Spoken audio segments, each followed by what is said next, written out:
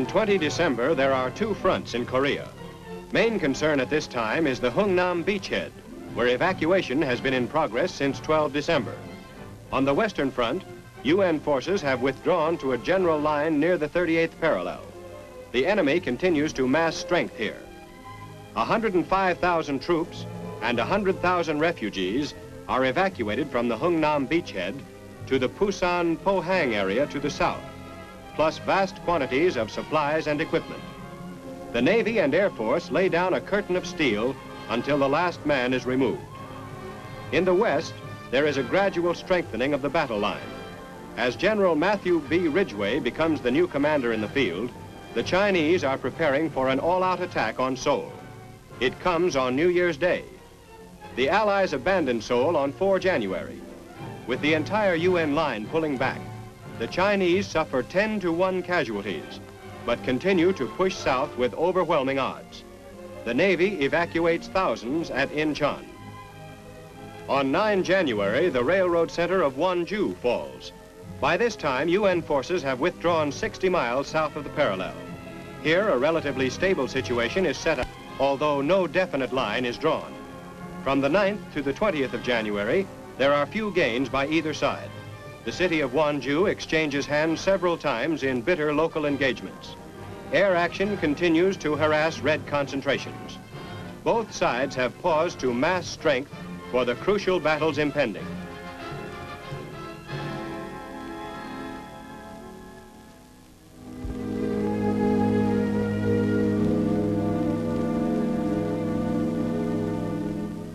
The perimeter of blood and steel about the port of Hungnam is shrinking fast.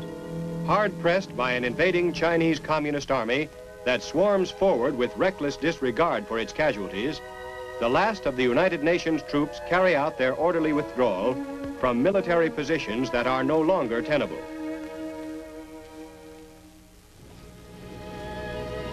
The delaying actions, which have exacted such a high toll of the pursuers, are finally drawing to a close. Most of these men who have stuck it out until the last hours before boarding the waiting ships are elements of the 3rd Division.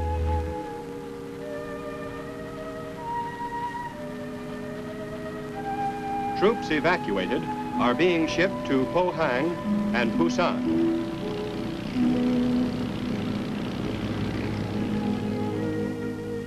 A nitrate factory smokestack is blown up by an engineer demolition team to prevent its use as a landmark by the Reds to pinpoint vital targets in the beach area.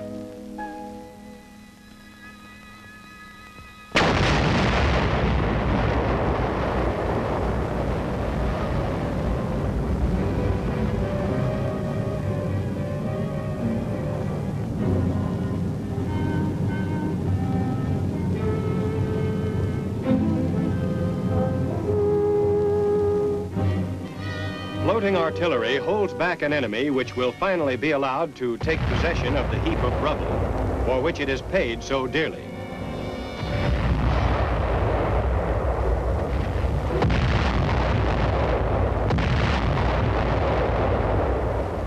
Tons of demolition charges are lowered under the piers and pilings that line the harbor front.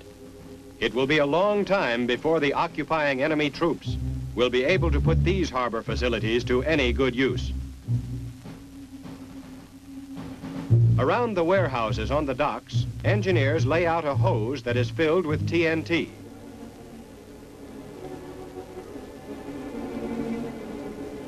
Many lengths of the explosive hose are coupled together and laid close to the foundations of the buildings.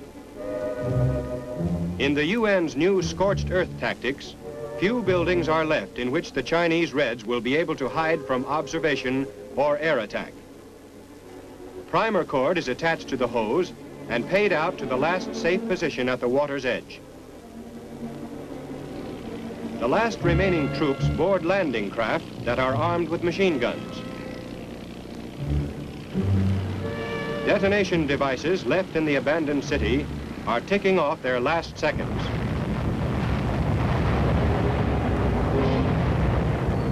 An ammunition dump goes up, thundering and crackling as it illuminates the sky with a spectacular display of fireworks.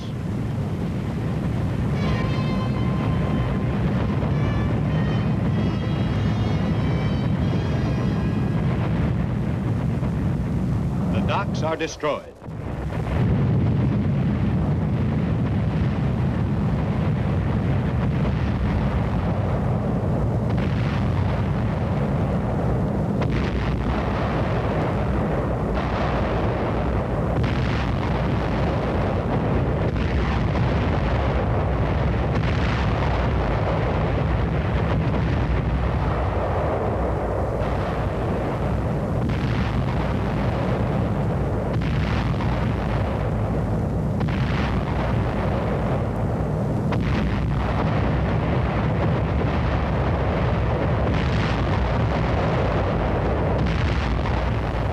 The remains of Hung Nam are left to the enemy.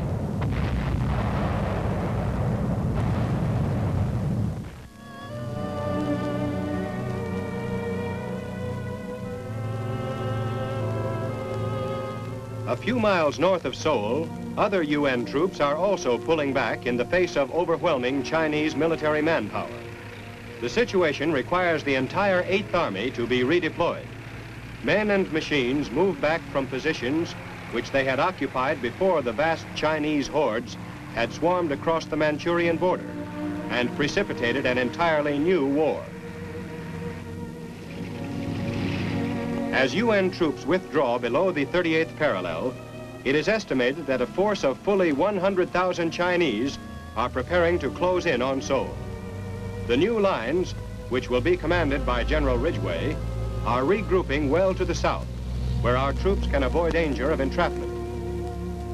South Korean guerrilla troops act as the rear guard as they move along in the withdrawal.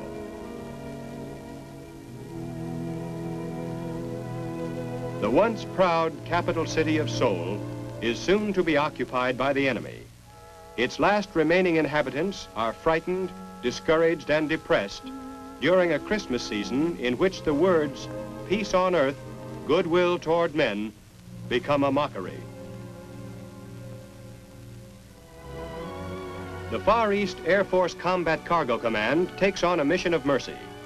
At Kimpo Airfield near Incheon, a precious cargo is assembled for evacuation from battle-torn Korea. Nearly 1,000 Korean orphans and waifs of war are taken aboard C-54s for transfer to an island refuge off the South Korean coast. Aged 6 months to 11 years, these helpless victims of war were to have been settled at a model child welfare center in Seoul under the direction of Lieutenant Colonel R.L. Blaisdell, 5th Air Force chaplain. But with the fall of Seoul now imminent, they are hurried off by air to a sanctuary far from the scene of any future hostilities. With the help of Red Cross, YMCA, and mission officials, the youngsters were gathered up from many points in the war-torn nation. The tiny passengers, many of whom are suffering from starvation, whooping cough, tuberculosis, and other serious illnesses, are cared for with special tenderness by the airmen and nurses. Last-minute evacuation by air is necessary because a Korean ship, which was to have removed the children from Incheon, failed to make its appearance.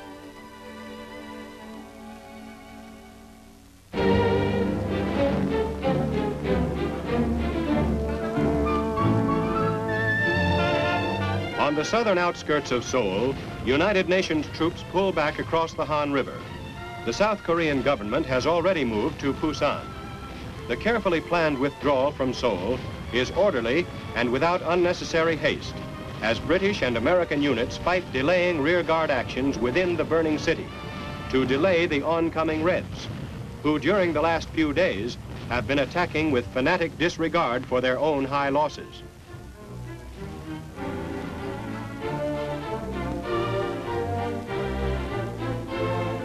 A section of a pontoon bridge is dismantled after the main body of troops have crossed in that area.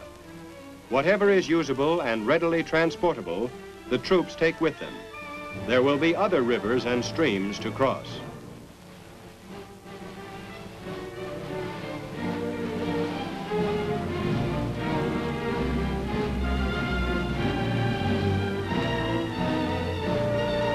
Demolition charges are prepared to blow up the portions of the bridge that are impractical to salvage. Explosives attached, the order is given to destroy the floating span.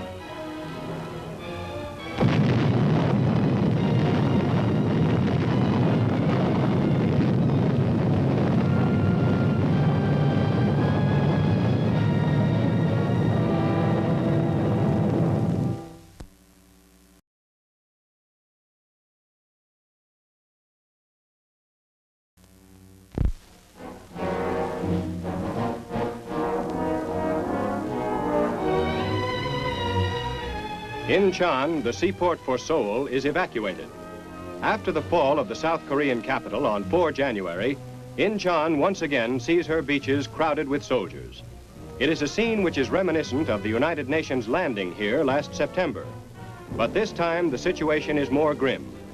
Incheon has been isolated by the Chinese advance through the abandoned city of Seoul, and the communist reoccupation of Incheon is expected within a few hours.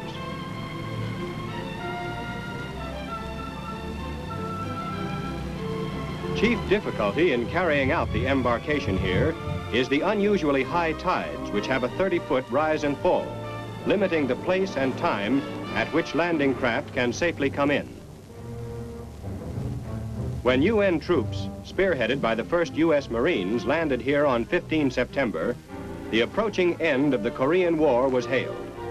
But then the Chinese intervened to bring about what General MacArthur described as a totally new war.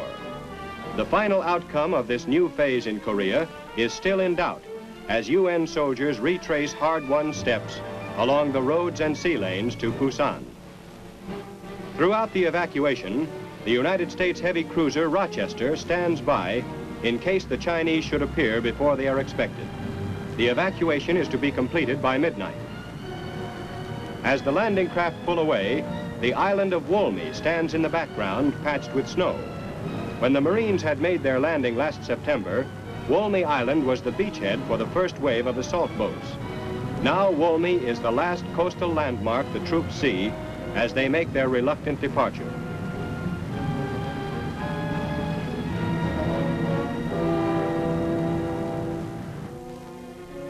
Thousands of civilian refugees from the same area jammed the railroad station at Incheon, patiently waiting their turn for any kind of transportation which offers a chance for escape from the oncoming Red Terror.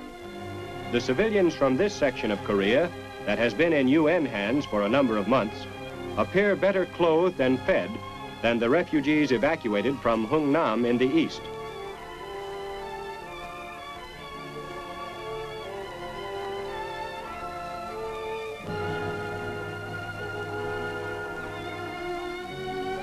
The patient and enduring populace prayerfully waits for a chance to ride on something, anything that moves. Compared to walking day and night over the icy ground, a freight car is luxury travel. The harbor area is equally crowded with fleeing civilians. These refugees are the families of the factory workers or the families of dock workers.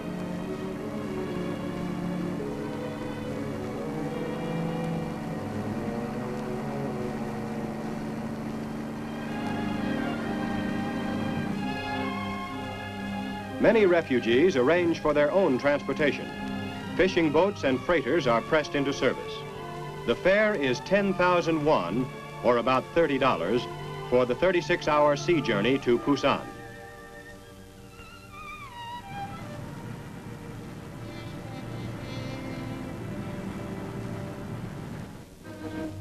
Darkness comes.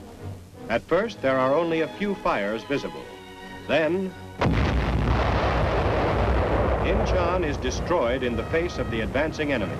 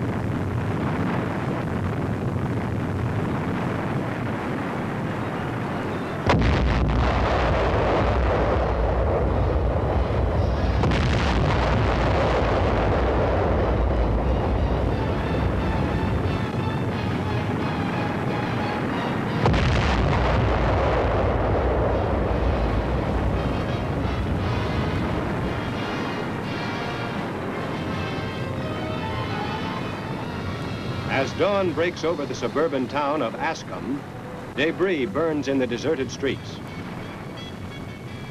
This is the site of a former arsenal.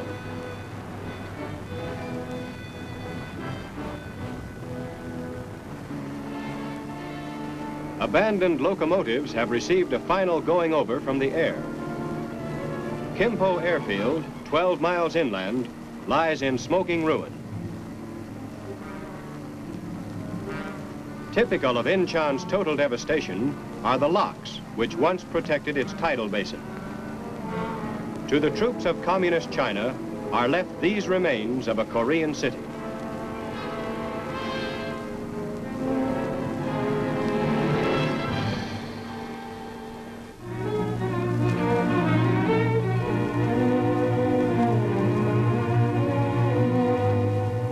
The great trek southward goes on by land as well as by sea.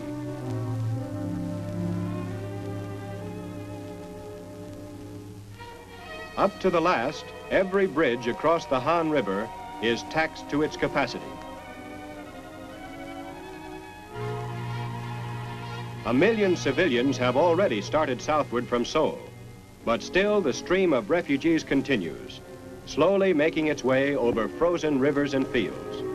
A serious problem for UN authorities, these people must somehow be cared for in the already overcrowded southern refugee centers.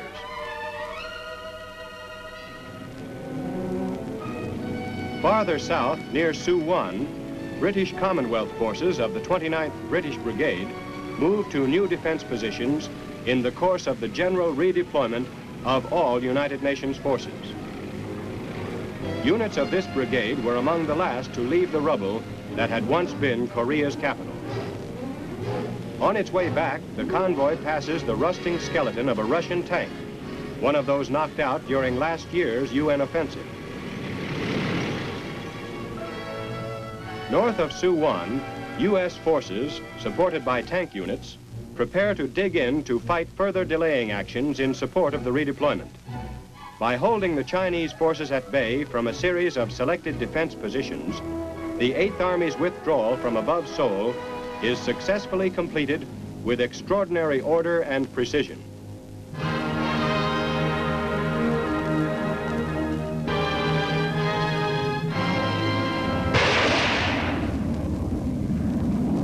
As Chinese and North Korean ground forces occupy the ruined land for which they are paying so dear a price, fighter bombers of the UN Air Force fly constant sorties to harass and impede their movements and to destroy their supplies.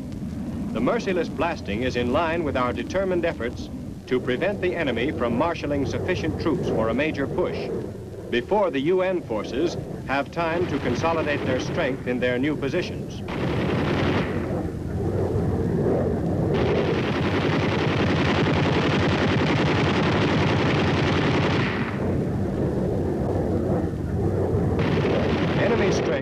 To have been pitted against the outnumbered UN troops disappears in flashes of flame and puffs of smoke. After identifying their targets, our planes swoop down like avenging shadows of death and destruction.